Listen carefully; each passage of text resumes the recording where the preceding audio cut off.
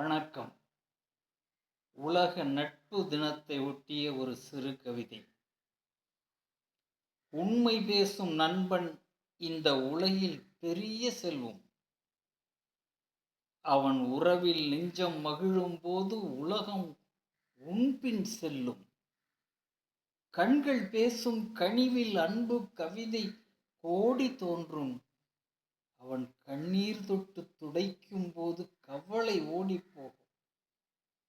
அண்ணன் தம்பி அனைத்து உறவும் அவனுள் அடங்கி போகும்.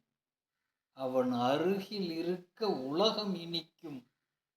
ஆயுள் நீண்டு போகும்.